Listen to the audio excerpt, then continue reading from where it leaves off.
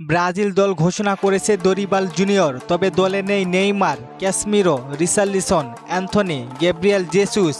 Copa আমেরিকার এত বড় আসরে কেন তারা জায়গা পাননি সবকিছু জানতে পারবেন। তবে নেইমারকে নিয়ে পরে আলোচনা করব, আগে ক্যাসমিরোর বিষয়ে অজানা তথ্য জেনে নেই। ক্যাসমিরো 2014 সালের পরে এই প্রথম ব্রাজিলের কোনো টুর্নামেন্ট থেকে বাদ পড়লেন ক্যাসমিরো ফর্মে নেই এমনটাই জানা গিয়েছে। আর ম্যান ইউয়ের কোচ ক্যাসমিরোকে মিডফিল্ডে খেলাচ্ছে না, যা ক্যাসমিরোর জন্য হুমকি স্বরূপ। বর্তমানে ক্যাসমিরো ফর্মে না থাকার কারণে দলে ডাকেনি কোচ। তবে রিয়াল মাদ্রিদ ছেড়ে ভুল করেছেন ক্যাসমিরো, নিজের কেরিয়ার নিজেই হুমকির মুখে ফেলে দিলেন তিনি। রিচার্লিসনকে দলে না নেওয়ায় অনেকে অভিযোগ করেছেন কেন তাকে দলে নেওয়া হয় না। আসলে সত্যিটা কেউ জানে না, রিচার্লিসন রয়েছে ইনজুরিতে। দরিবাল জুনিয়র জানিয়েছে কোপা আমেরিকার জন্য ব্রাজিলের স্কোয়াডে রাখা হয়েছিল, তবে কাল্প আঘাতে ভুগছিল এবং ক্লাব এখনও আনুষ্ঠানিকভাবে এটি ঘোষণা করেননি। তবে রিচার্লিসন আজকে সকালে কোচকে জানিয়েছে, তবে তার পরিবর্তে ইভানিলসনকে ডাকা হয়েছে।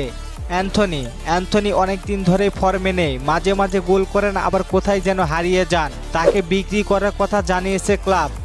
গ্যাব্রিয়েল জেসুসকে না নিয়ে আমি অনেক খুশি, কারণ সে জাতীয় দলে একেবারে বাজে ফর্ম। জাতীয় দলে সে কোনো কার্যকরী না, জাতীয় দলে অনেক দিন থেকে গোল বা অ্যাসিস্ট করেননি, শুধু তাকে দলে নেওয়া হতো। আর দরিবাল কোনো আবেগ দিয়ে দল ডাকেনি, যারা ফর্মে আছেন তাদেরকে দলে নিয়েছেন। চলেন দেখে আসি কে কে জায়গা পেয়েছে, তারপরে নেইমারকে নিয়ে কথা বলবো। Goalkeeper Alisson Becker, Ederson, Bento. Defender Danilo, Marquinhos, Eder Militao, Yan Couto, Guilherme Arana, Wendell, Lucas Beraldo, Gabriel Magalhaes. Midfield Andreas Pereira, Bruno Guimaraes, Lucas Paqueta, Douglas Luiz, Joao Gomes. Forward Vinicius Junior, Rodrygo, Endrick, Raphinha, Evanilson, Martinelli, Savinho. এই ছিল ব্রাজিলের নতুন squad.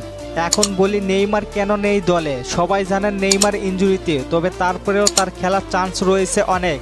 যদি CONMEBOL Copa America স্কোয়াডে 26 জন রাখার ঘোষণা দেন এবং তখন তিনি 3টি অতিরিক্ত স্পট থাকবে। শুধু তাই নয়, দরিবাল এবং তার কর্মীদের মূল তালিকায় যে কোনো পরিবর্তন করতে পারবেন 6 সপ্তাহের মধ্যেই। নেইমারকে নিয়ে শেষ আশা এটাই।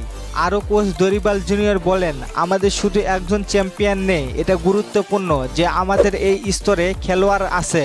ঈশ্বর যদি চান নেইমারও আমাদের সাথে থাকবে। এই ছিল নেইমারকে নিয়ে কিছু কথা। আমি আপনাদের বলেছিলাম নেইমার কোপা আমেরিকায় থাকবে না, আপনারা আমাকে অনেক গালি দিয়েছেন। আর আমি আপনাদের বলছি আপনারা হতাশ হবেন না, বিশ্বাস রাখেন নেইমার থাকবেন কোপা আমেরিকায়। আর আমি আপনাদের কখনোই ভুল নিউজ দেই না, আমি যেটা দেখি ওইটা আগে নিয়ে রিসার্চ করি, তারপরে আপনাদের মাঝে আমি তুলে ধরি। আর আপনাদের কাছে একটি রিকোয়েস্ট, এত সুন্দর আপডেটের জন্য নেইমারের বিষয়ে আপনাদের থেকে কমেন্ট চাই। আশা করি সবাই কমেন্ট করবেন। ধন্যবাদ সবাইকে।